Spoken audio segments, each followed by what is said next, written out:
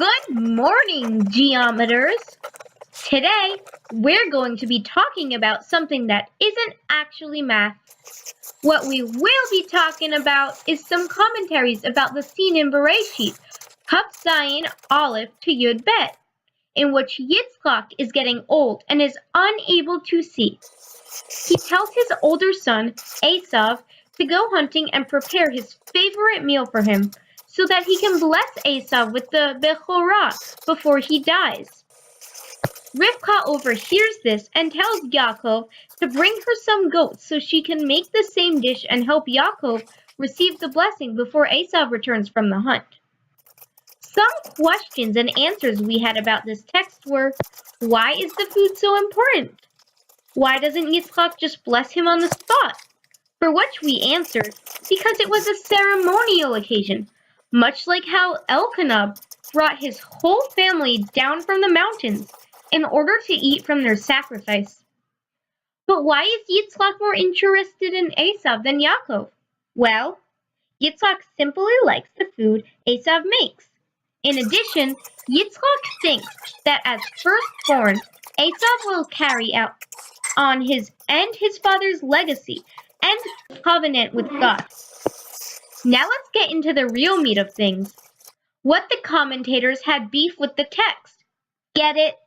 Let's start with a few of Rashi's ideas about the text. A question he had was, why was Yitzchak blind? He came up with 3 different possible answers. Answer 1. Yitzchak was blind because of the smoke from the incense sacrificed to idols by Esav's wives. Answer 2. When Abraham went to sacrifice Yitzchak when he was a child, the heavens opened up and angels started crying, causing their tears to fall into Yitzchak's eyes and blind him. Answer 3. God blinded Yitzchak because God knew that this was going to happen. I guess you could say it was written in the stars. Seforno also had some interesting opinions on this question. He says that similar to when Eli couldn't see because he didn't reprimand his son for his bad deeds in Shmuel Aleph. Yitzchak, who didn't reprimand his son Esav for doing bad things, also became blind.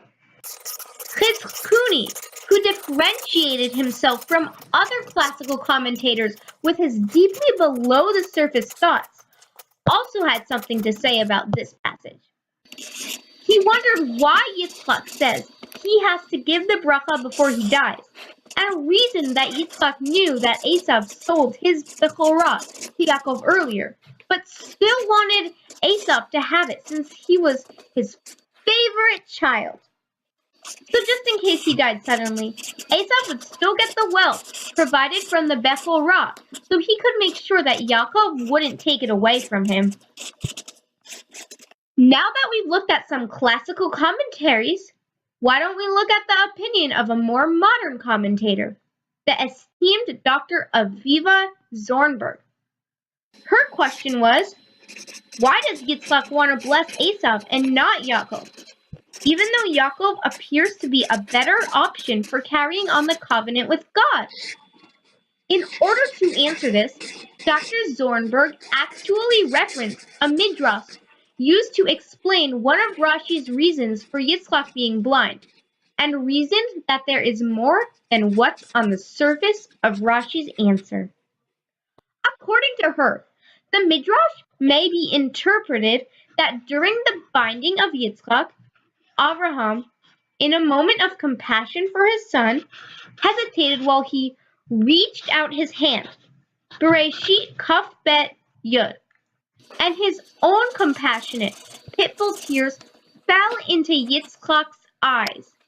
With this image still in Yitzchak's memory, he couldn't help but show the same compassion and pity towards his own son by giving him the blessing of the Bechorah instead of the more obvious choice for future leader of the Jewish people, Yaakov, for whom he had prepared nothing. Thanks for watching, and I hope you enjoyed this beautiful learning experience.